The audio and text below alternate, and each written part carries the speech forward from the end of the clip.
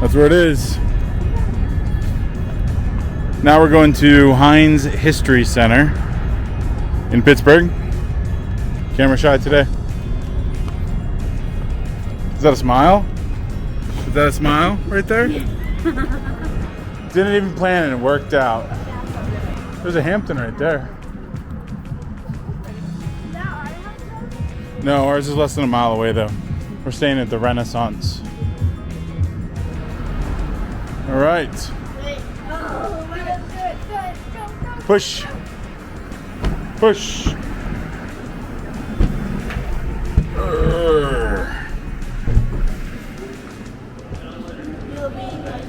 Oh wow. I don't know what that is. It's a sticker.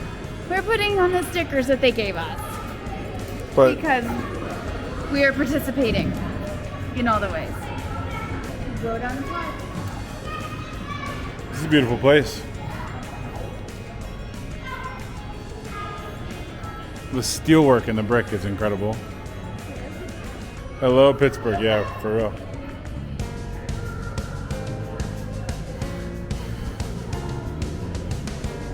So this is a really, really big place.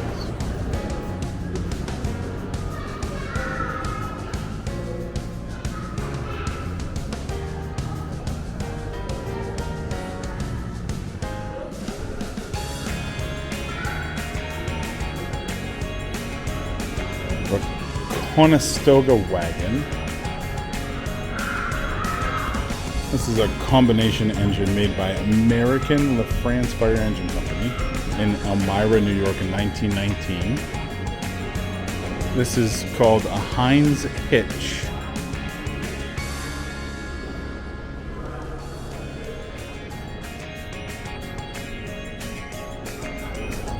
This is shiny. This is impressive. This looks like what I imagine the Cybertruck is going to look like. Just a sheet of metal. A Ford Deluxe sedan with a stainless steel body from Breckenridge, Pennsylvania. Man, the thing is pretty.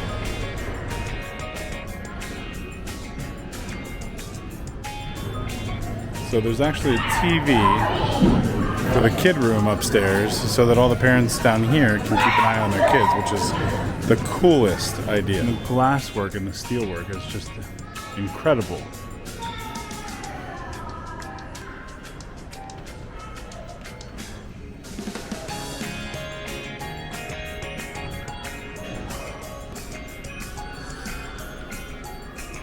This place is pretty freaking cool. The backlight on these panels is awesome.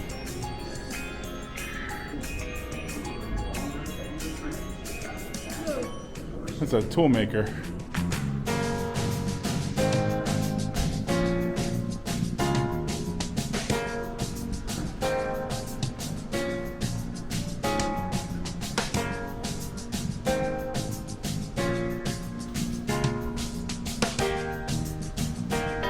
They used to cook over the fire. They eat here. They make their own clothes right there.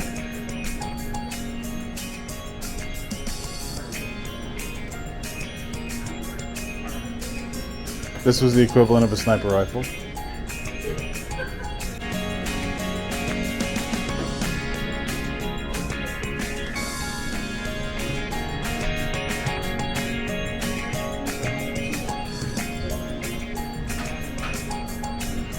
Some old steamboat builder advertisement.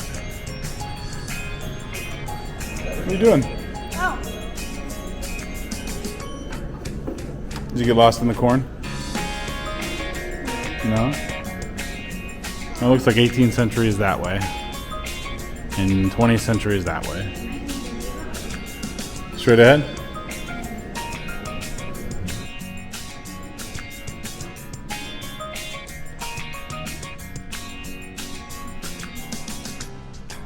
Colonel Strong Vincent and General Alexander Hayes and Jane Grey Swiss helmet.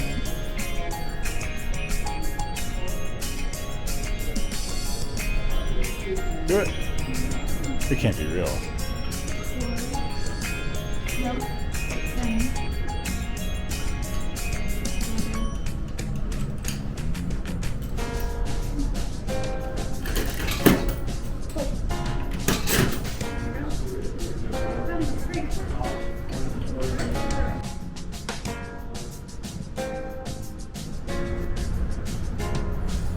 1880, John D. Rockefeller, Standard Oil controls 85% of the oil refining business in the U.S.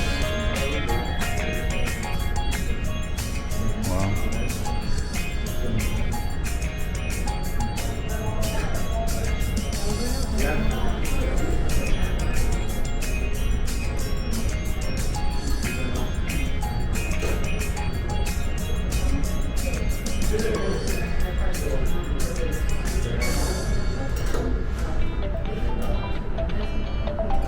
Running through the muddy streets of Pittsburgh, 13-year-old Andrew Carnegie delivered telegraphs to the city's most prominent businessmen, a lucky break for a young immigrant and proved to be the most important job he ever had. As a messenger boy and later telegrapher with the Pennsylvania Railroad, Carnegie stood at the threshold of a new era of American business. The newly invented telegraph expanded local businesses overnight, and the railroad grew into the largest industrial presence in the country.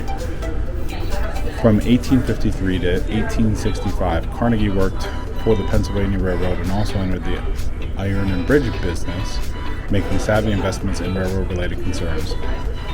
For Carnegie, the lessons learned during his years with the railroad, the power of new technology and large-scale management shaped every business decision he made over the next several decades. Is that how it works? Yeah. Are you a master in it? No. Well, you look like it. You look pretty convincing.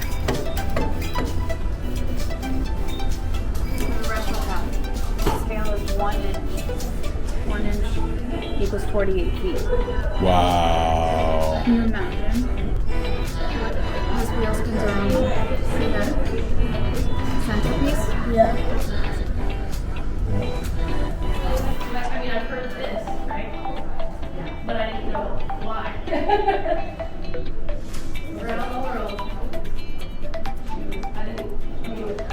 So in 1892, Alexander Berkman attempted to assassinate steel magnate Henry Clay Frick in retaliation for crushing striking steel workers at the Homestead Works.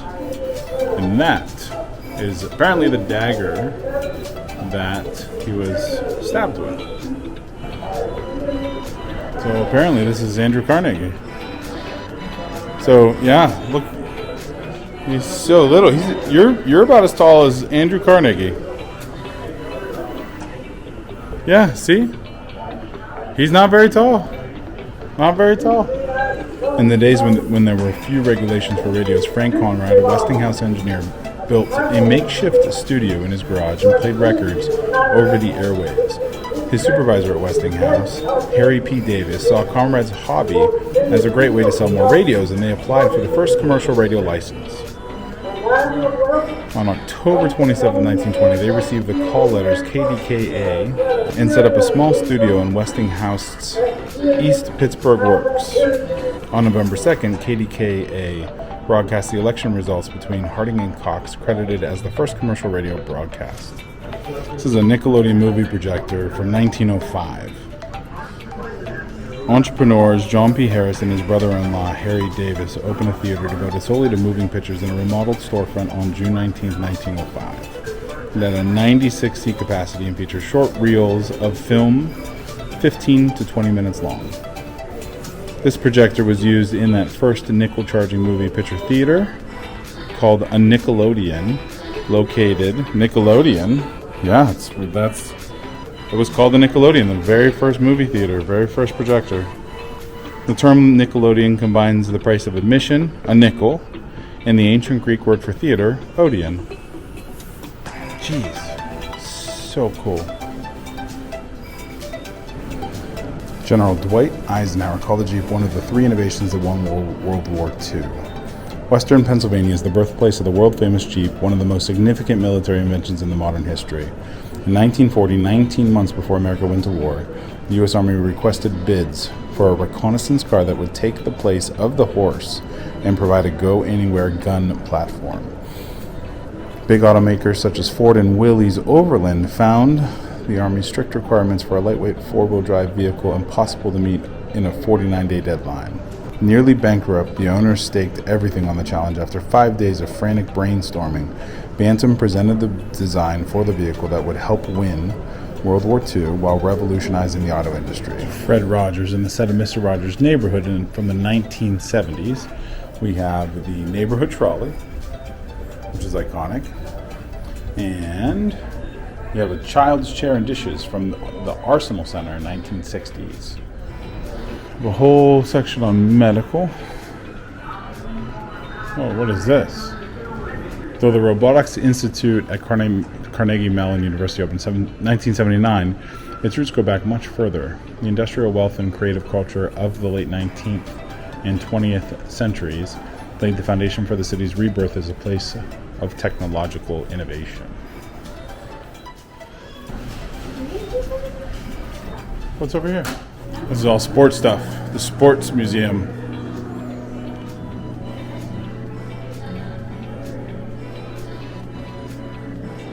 What? A marble championship? Marbles. Marble championship. Ultimate frisbee. Yeah. Wow, look at all this. What's this? What's up, buddy? You're a winner. Celebrate your latest victory by remembering a past achievement by awarding yourself a medal. Directions. Punch a hole at the top of your medal. I don't know. Is it on the other side, maybe? No? I don't know. He used to ride on the back of a horse on that cart. That was scary. Yeah. Scary. Super scary. Apparently he was very good at it.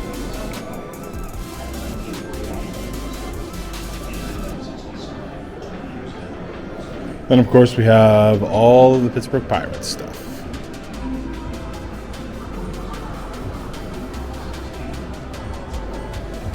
A walkthrough of all the stadiums. Exposition Park to Forbes Field to Three River Stadium to PNC Park. Those look like shoes. When winners are decided by a fraction of a second, it's crucial that athletes use a shoe designed for their sport. Guess which shoe is worn by athletes competing in long jump, sprints, discus, and distance running. I can show you the discus one. It's that one. This one's flat. Yeah, flat. Because you got spin. Wow. Yep. Yep. That one's sprint. Distance. Okay. And long jump. There you go. It's pretty cool. Anatomy of a golf ball. That's pretty cool. His supporters began identifying themselves as his Arnie's Army. Although the Army was a spontaneous, loosely organized group of fans, it grew to include thousands of followers. 92 victories. 92 victories. It's crazy.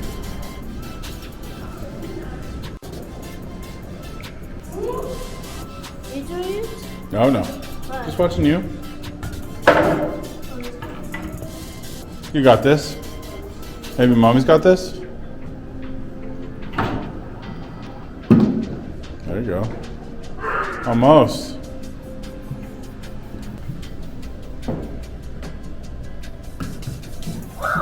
Or you could hit the sun and Almost hit a hole in one. almost get a hole in one.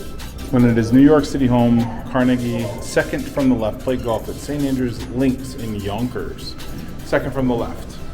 Bam. Yeah. He was short. So the blue seats were from Forbes Field. The gray seats from Forbes Field, the center ones. And the middle folding chair from Forbes Field. Back in 1909. We got some football.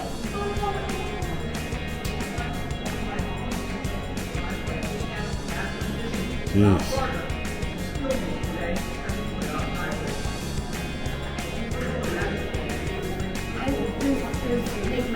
sweaty just looking at them. Oh, I know.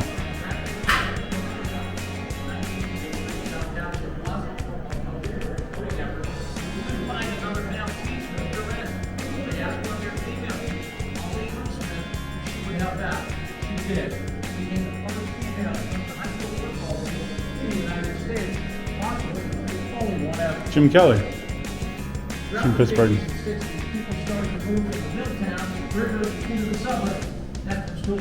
Dan Marino. Mike McMahon. Yeah. Really? Joe Montana's from Pennsylvania too? Joe Namath? Huh. Oh, I remember all these. Look at all old school The biggest complaint was baseball card, football I'm not cards. gonna have any easy games. Not kids, every Yeah. So I said to one of them one time, I said, you know what? I said, I'd like you to get on and beat Yeah. I think I probably have that one. That's about where I started, where I was collecting them. You see mine? They're my mom's.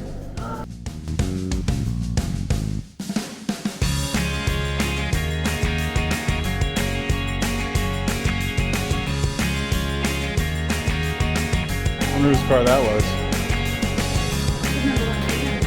Apparently. We got some hockey. This place is out of control. There's a lot here. Jeez. 91, 92, 209, 2009, 2016, 2017. This is an exact reproduction.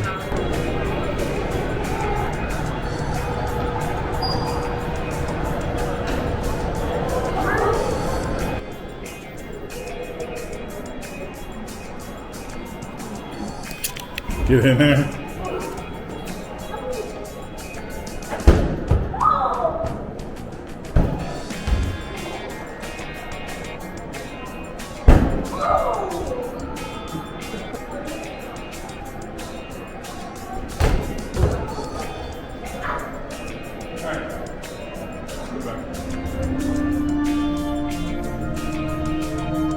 Would you like to say that again for the camera? This is 5 pounds of fat. Ew!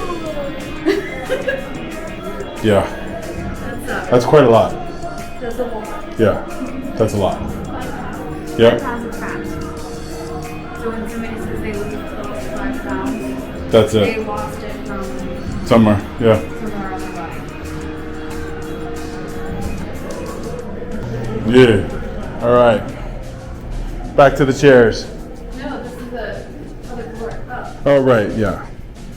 Then we got to go back here. Oh, trophy room. Woo. You want to see some blingy things? Huh? You want to see some shiny things? This is the honorary Ralph Kaiser trophy room. Woo. That's a hard work. That's a lot of hard work right there. A lot of hard work. Minor Pro Football Hall of Fame ring.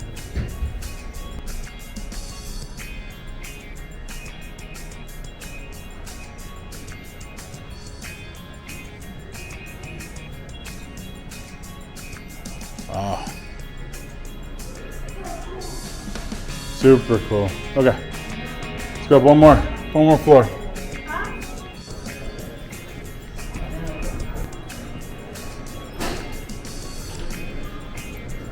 And this is where our journey ends.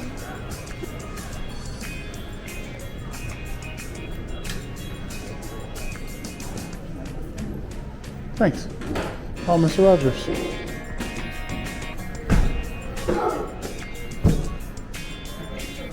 You did those in Albuquerque. Yeah, it is.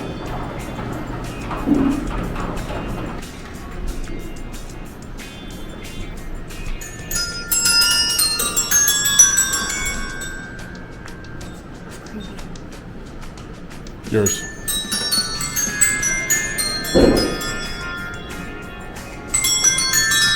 Here, it tells you how to play songs. So it's E, B, C, D, up, E, B, C, D, E, E, E. Mary had a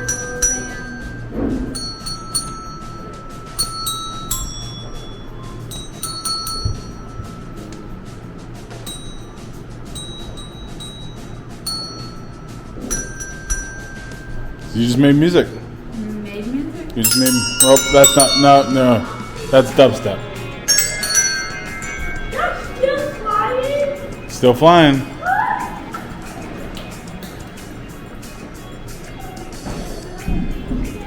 I love all the glass. Look at this. Look up. Oh wow. We're not gonna make it before it closes. We're gonna have to come back tomorrow. Wanna come back tomorrow? Yeah. Okay. Alright, come back tomorrow.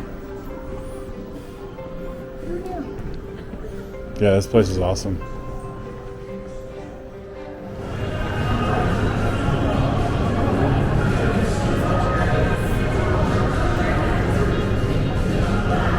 It's a Bantam Reconnaissance Car, or BRC-40, made by American Bantam Car Company.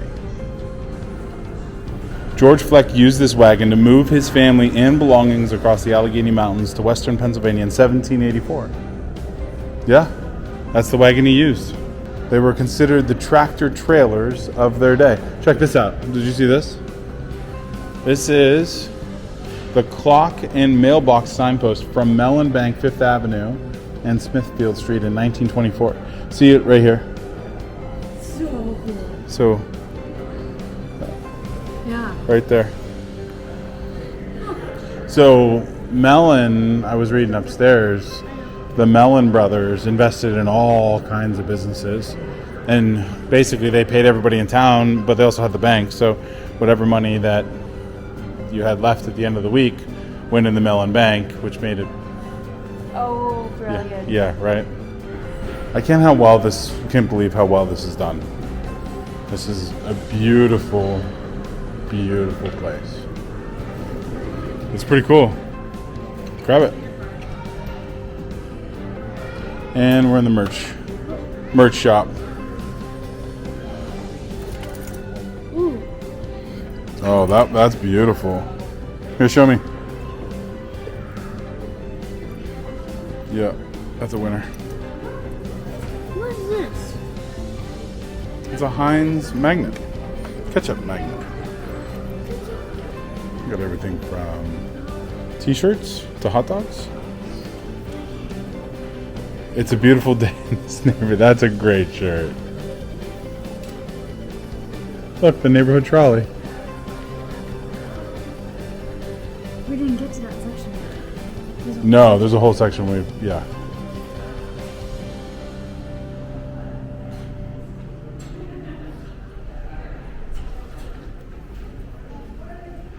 That museum? The museum? Awesome. Amazing. Amazing. Did you like the museum? A little bit. A little. Just a little bit? Yeah. I thought you really liked it. That museum was incredible. Because people can fall over the little one. It worked in the 1800s. See why it's any different? No, well, people were shorter. Yep. So just. Evolution, man. I know. Well, we just saw Carnegie. He was super short.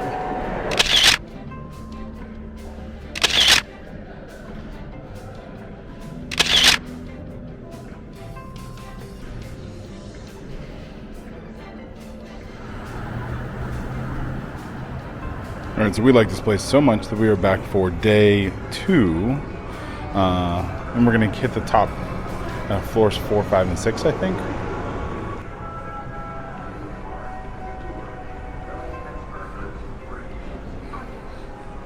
Oh, wow. I know.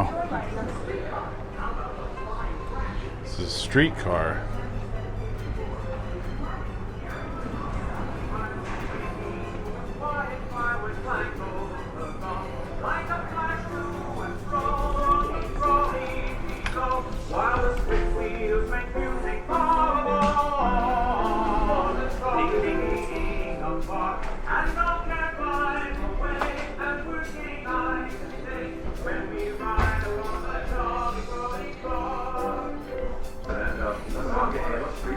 Going to the 4th floor.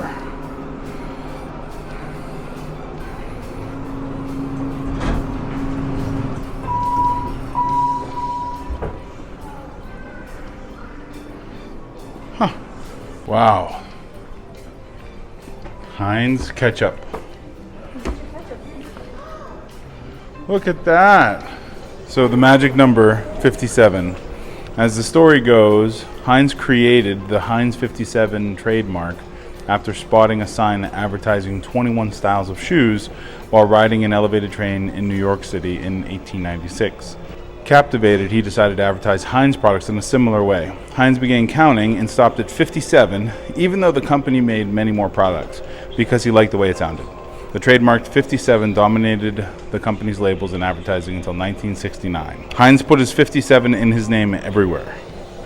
Some signs on his delivery wagons to even larger signs on his buildings, in trolleys and by roadways. In 1900, Heinz built the largest electric sign in the world in New York City to advertise his 57 varieties. Heinz also rented land near railroad tracks and roadways to sculpt large concrete 57s. Heinz factories often featured a large Heinz pickle or 57 sign. Then in the 1920s, shoppers couldn't help themselves to goods on open shelves. So Heinz basically had two sets of customers. They had their retailers and then they had their consumers. So they had to actually market to both sides, because the retailers would hand the Heinz stuff over the counter to a consumer. So they made shopping or store displays. The company used every means possible to call attention to their products and entice consumers to both buy and then remember them. They used to do children's books where you sent a 2-cent stamp for return postage. Then they would send that out. Billboards, magazines in 1892, advertising cards. Wow, this company had it dialed in. So during Heinz's lifetime, eating habits changed drastically. The Heinz company and other food processors competed for the growing market in prepared foods. Heinz had a strong understanding of how to distinguish his products. He utilized traditional advertising such as print ads and signs, but he also innovated using a dedicated sales force, large and expensive attractions such as the first electric sign in New York, and product demonstrations at grocery stores, fairs, expositions, and food shows. Heinz products packaged in a clear glass bore distinctive eye-catching labels designed to attract the consumer's attention and communicate a simple message of purity, convenience, and good taste. From the first notice in Pittsburgh City Directory in the 1870s to multi-million-dollar television commercials a century later, advertising has played a key role in developing the market for Heinz foods. Two what? Oh, Heinz's first product was not ketchup. Horseradish came first in 1869. Ketchup followed in 1876. So ketchup wasn't even its leading thing. It was horseradish. Yeah. What was the next one? Ketchup exits the bottle at 0.28 miles per hour, slower than a snail. That's a very weird fact. Catsup and ketchup are the same thing. Heinz used both before settling on ketchup.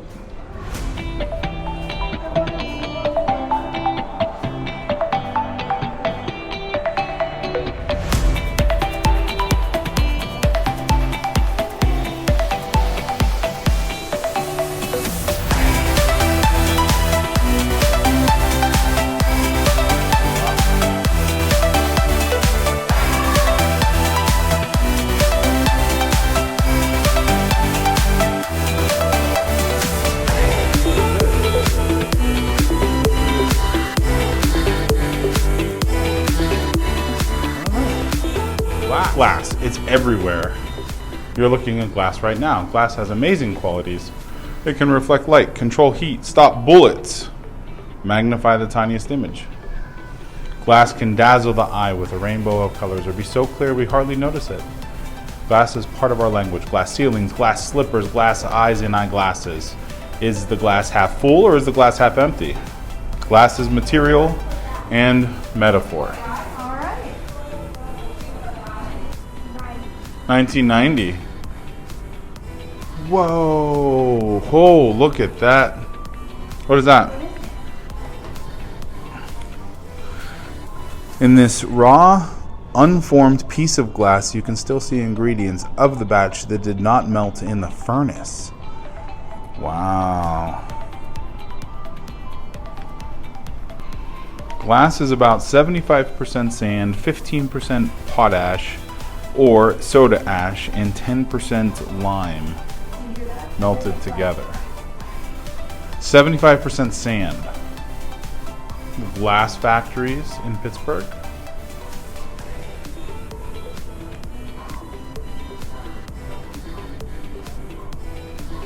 Oh, look, those are the glass blowers. This is a glass press.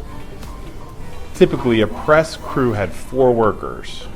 Precise interlocking movements in a confined area eliminated waste in motion. The first man removed a gob of molten glass from a furnace and held it over the mold. The second cut the molten form so it dropped into the mold, and as the first man turned back to the oven, pulled the levered plunger to force the glass into the mold. A third man removed the hot glass, freeing the mold for another molten gob. Within seconds, a fourth person, often a boy, that's your job, Sebastian, whisked the finished piece to an annealing oven where it was allowed to cool. 1,800,000 bottles a day they could make. Pretty serious.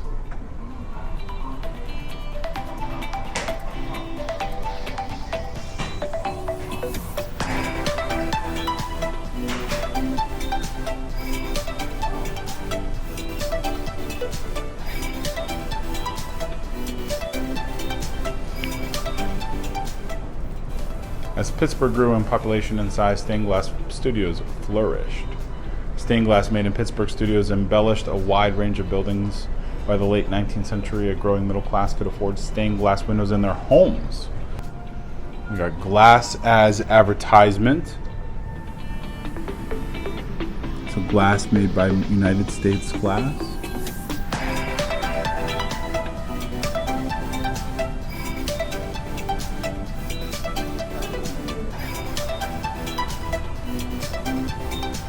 Whoa. Yeah.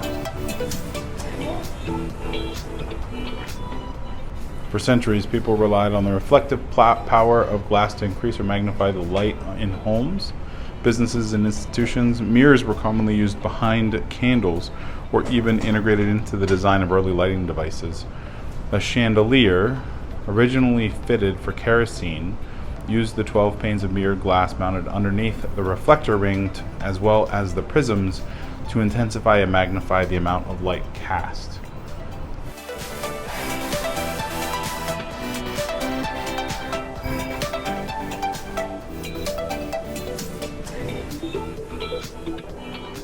So I'm up on the 4th floor, and this is definitely one of the coolest museums that we've ever been to.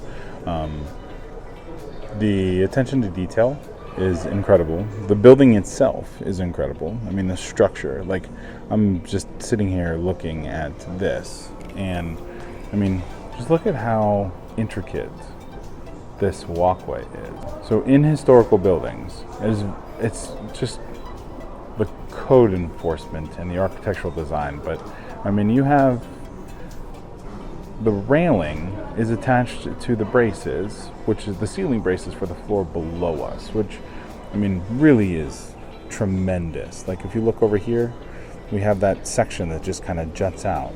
It was just added almost. And then you have the huge columns on the 1st floor. You have the huge columns bracing the ceiling for the 2nd floor, and then the huge it's massive all the way around. The sprinkler systems, the ductwork, it's just architecturally is an incredible job. And then you tie the fact that the museum is awesome into it, and it makes it even better. I mean, I wasn't expecting to like Heinz, the Heinz section, as much as I did. It's awesome. I mean, the history, the innovation history, the history of Pittsburgh. After living my whole life 2 hours away, it's something you know of, but you don't really appreciate until you actually see it, and even then you really don't. I might be able to understand it from a textbook standpoint, but the fact that Pittsburgh was a leader in innovation and has been for as long as forever, it's truly it's just revolutionary. It's mind-blowing, and this museum really does a good job of wrapping it all together, and we still got a couple floors to go.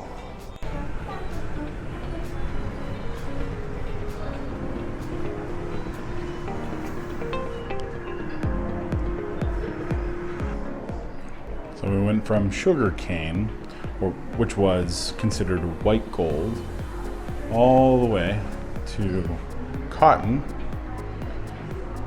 Over here, cotton became king, the most profitable cash crop in America.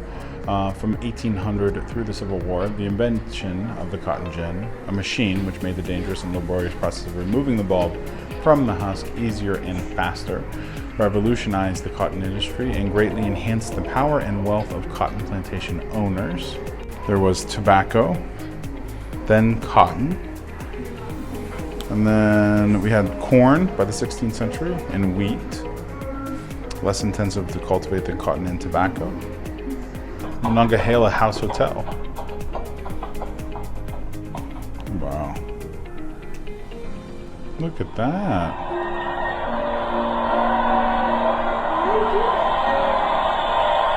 Oh, he was in the presidential suite.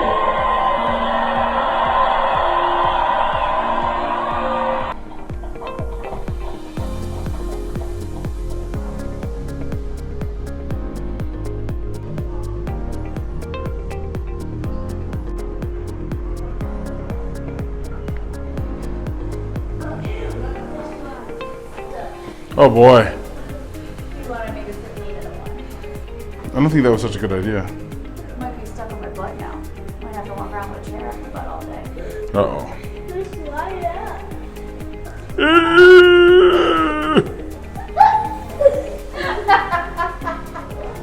You want to see visible storage? A behind the scenes look at how we care for our collection. It's kind of cool. That's really cool. A photo booth? Oh yeah, look. Taking photographs of the museum's collections actually helps preserve them. There's the big project mover. You asked about the car downstairs. Right there. That's how it got to the other room. Mount making. Wow. Oh, that's neat. Yeah. Don't touch any of it. Don't touch any of it. We were in their storage locker. Whoa, look at, we were on that? Yeah, that's it. I didn't clear it. Yeah, we were on there. Yeah, I know. Huh, look at all this. That's an old bumper car. Yeah, it's an old bumper car. Got a bunch of glass, silver, some china. So we're in the visible storage space. So this is just very nice storage. Very nice storage. We got a bunch of paintings back here. Wow. Let's see, what is in this? Huh. The Heinz History Center has more than 1,500 paintings, works of art on paper, and fine art in the museum collection. Unframed work is stored flat in storage cabinets. The framed pieces are stored upright in painting bins or hung on racks to prevent damage to the frames or canvas. Never hang a piece that is fragile, torn, or loose in the frame. It can deteriorate further. So, wow, look at that one. Look at that. That's beautiful. Some sculptures, some engine parts down below, some busts. There's Andrew Carnegie. There's an Andrew Carnegie bust over here. Oh, these are hats. Hats and shoes. What are you looking for? This is about... The shoes and the needlework. Yeah.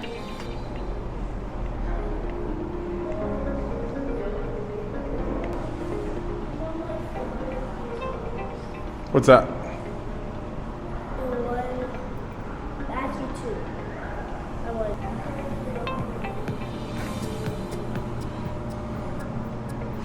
The Westinghouse automatic.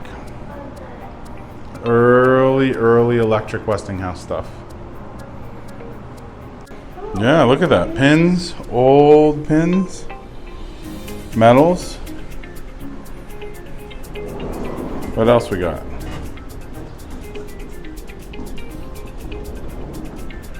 Whoa, China. China?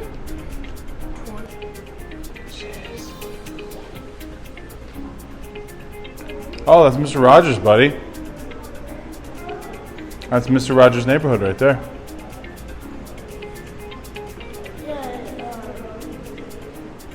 Did you ever see any videos of Mr. Rogers? Oh no, it used to be a children's show on TV. Mr. Rogers' Neighborhood. Yeah? In February 1968, Mr. Rogers' Neighborhood made its national television debut, winning 2 Emmys that spring for its outstanding programming. The roots of the show trace to an educational program, The Children's Corner, first broadcast by the local public television station WQED. Working with host Josie Carey, Fred Rogers developed many of the puppets and characters that later played a central role in Mr. Rogers' Neighborhood. I used to watch this when I grew up. See, it's right there.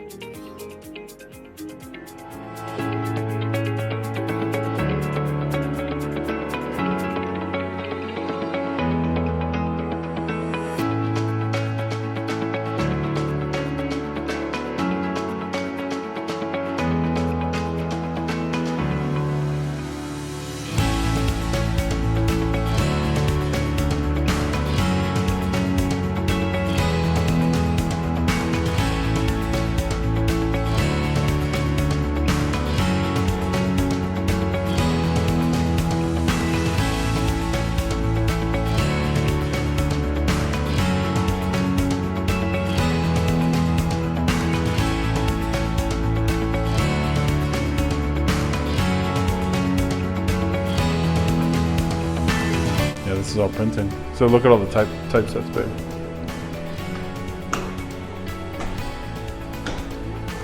And typesets, and then oh yeah. Yep, and the printing press.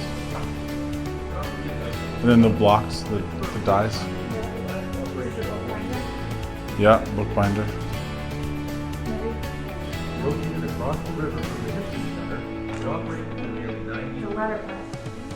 February of 2000, where the depth of the Yep. So a small format printer, large format printer. Oh. There we go. Yeah.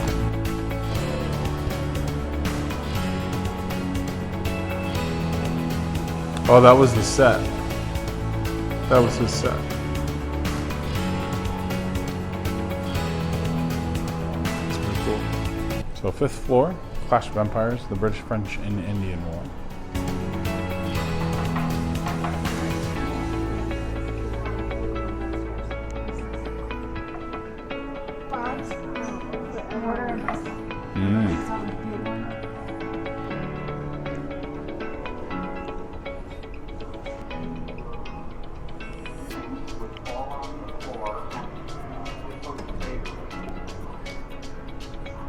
Oh, you're getting it. 1, 2, 3. That was a transmission, yeah. I can teach you how to drive like that. Mommy can't. Mommy can't drive like that. I can teach you how to drive like that. So the story of a poster. So the We Can Do It poster. J. Howard Miller's We Can Do It poster appeared in February 1943, part of a series designed for Westinghouse's War Production Coordinating Committee to boost company productivity. She was not originally called Rosie the Riveter. Real Westinghouse women were more likely to be welders or munitions inspectors, but over time Miller's figure captured Rosie's can-do appeal. His poster and the name became linked in public imagination. Today, for most people, they are the same thing. Thousands of real-life Rosies filled a critical role in Pittsburgh during World War II. As the war progressed, Pittsburgh industries desperately needed workers. Carnegie, Illinois Steel alone lost 32,000 employees to the military in May 1943. Women answered the call. They inspected shell casings, welded ship hulls, operated machines, conducted scientific tests, and worked as airplane mechanics. By September 1943, more than 30,000 women worked in U.S. steel mills. Thousands more did crucial war work at companies such as Dravo, Westinghouse, and Curtiss-Wright.